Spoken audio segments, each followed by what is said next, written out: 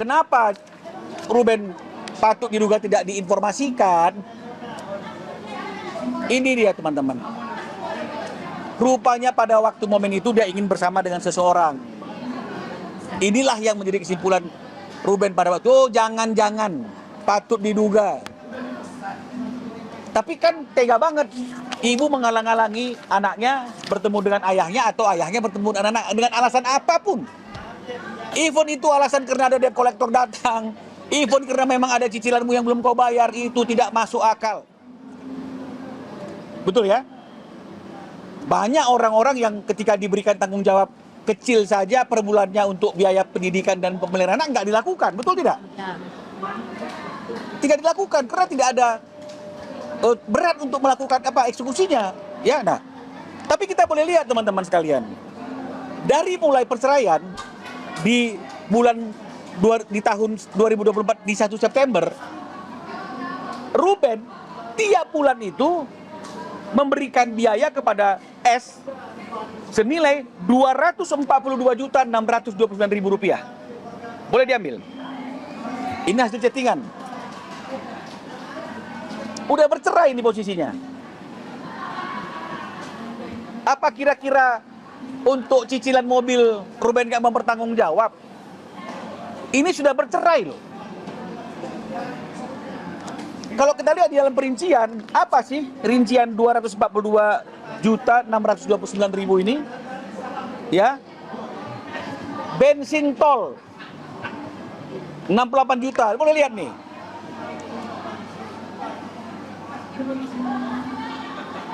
Sarang burung 9,3 juta.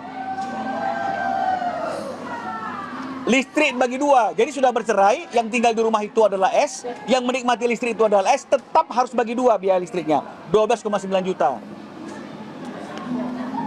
Drivernya S tetap ada nilainya 7.050.000 rupiah.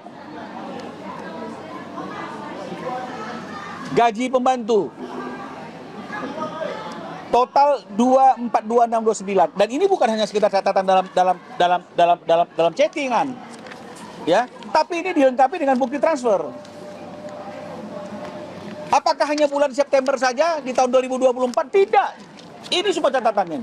Itu September, ini Oktober. Oktober di 265 juta. Ada rinciannya.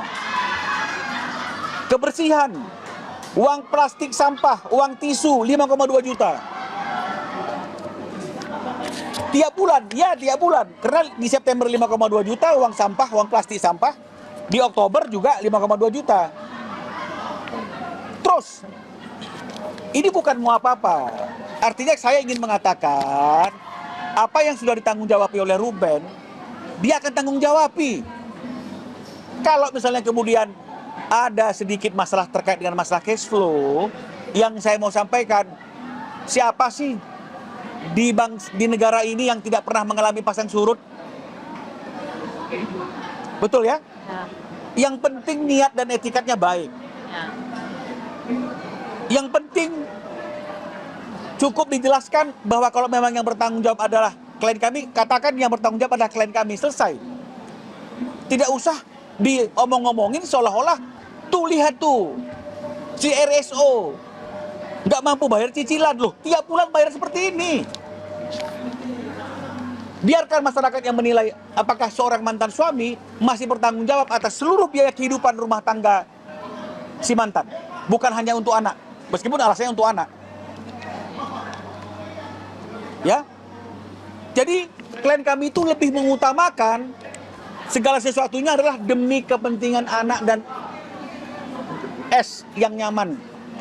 Jadi kadang-kadang kepentingannya dia sendiri pun dia tunda. Apa kepentingan yang dia tunda? Misalnya cicilan mobil Land Rover misalnya. Dan itu perlu dipertanyakan, apakah ada surat peringatan sehingga harus diserahkan kepada debt collector? Terus bagaimana cara penagihannya? Kalau tinggal dibilang, lu kan tahu gua udah berpisah dengan dia, lu kan tahu itu yang pesan bukan saya, lu kan tahu itu dipesan pada waktu saya dalam keadaan sudah tidak lagi berstatus suami istri. Selesai nggak? Selesai. Kenapa sampai harus besar? Sampai harus ada preskon khusus? Apa yang penting dan urgent untuk menjelaskan itu kepada publik? Kecuali yang seperti saya katakan, patut diduga ini ingin memojokkan klien kami. Loh, lihat nih, tiap bulan. Saya mau tanya, siapa mantan suami yang masih membiayai kehidupan anak dan istrinya sebesar ini? Tiap bulan. Lalu apa yang didapat oleh Ruben? Ketemuan aja nggak boleh.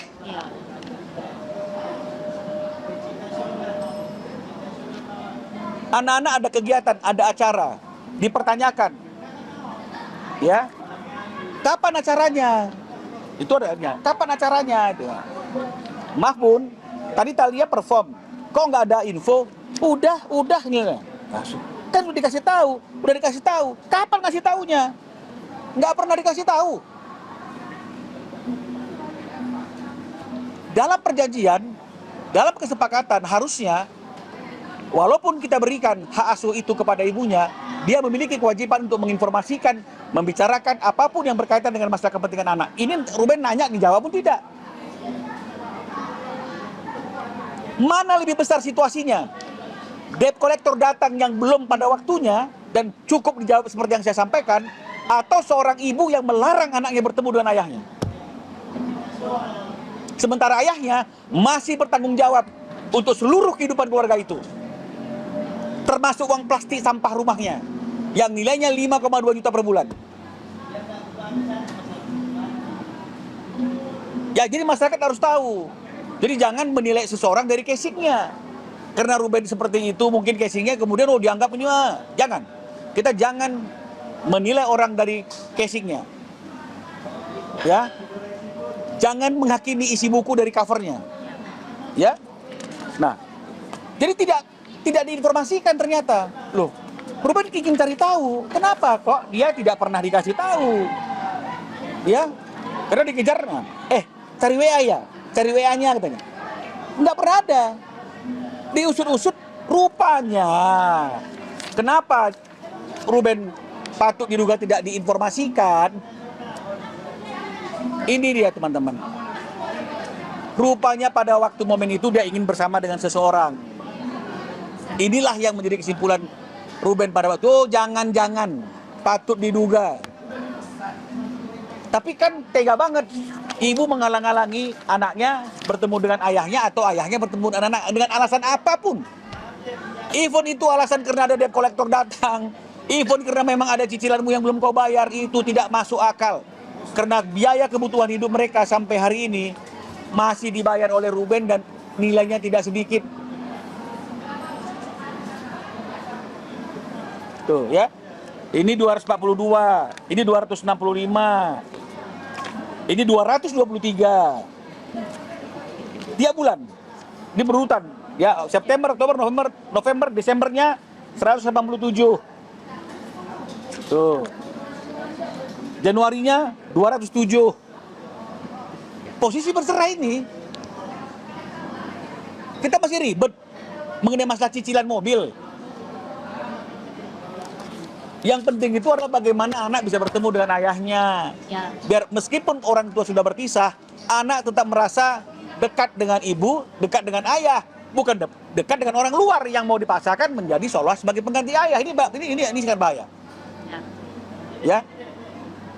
Apakah karena ini sehingga akhirnya perlu ada suatu preskon atau apapun namanya yang membesar-besarkan mengenai masalah kedatangan debt collector, ingin membuat klien kami dipermalukan, ingin membuat klien kami dihakimi oleh masyarakat, ya. Belum lagi klien kami juga komplain. Nah, ini komplainnya juga kepada brand-brand ya, brand-brand yang mengendorse itu coba diperhatikan, karena undang-undang itu juga melarang anak kecil itu dieksploitasi, ya, dalam suatu pekerjaan apapun bentuknya, ya. Apalagi kalau misalnya kemudian live-nya itu di malam hari. Malam hari anak itu harusnya belajar, bukan live. Ini Ruben juga komplain, karena di beberapa live TikTok, ya,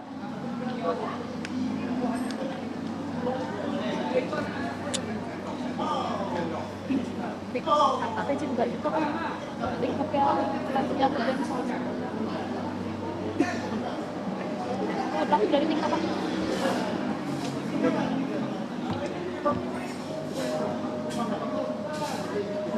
Nih, di beberapa live TikTok, anak-anaknya dipakai. Jadi anak-anak di bawah umur ini kan nggak boleh dong dicari. Bekerja kan, live kan pasti kan bekerja toh. Anak-anak kan nggak boleh. Bekerja itu kan dilarang. Even ada izin dari orang tuanya ya harus kedua belah pihak. Bukan hanya ibunya. Ruben keberatan, anaknya dilibatkan. Apakah karena ini sehingga akhirnya kemudian pengalihan isu dibicarakan mengenai masalah debt collector?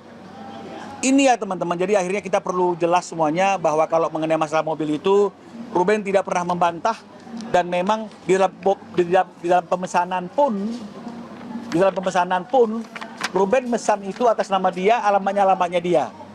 Kalau di pesannya setelah dia bercerai kan begitu ya kata-katanya, ya ini harusnya lebih jelas lagi debt collectornya kemana menghubunginya.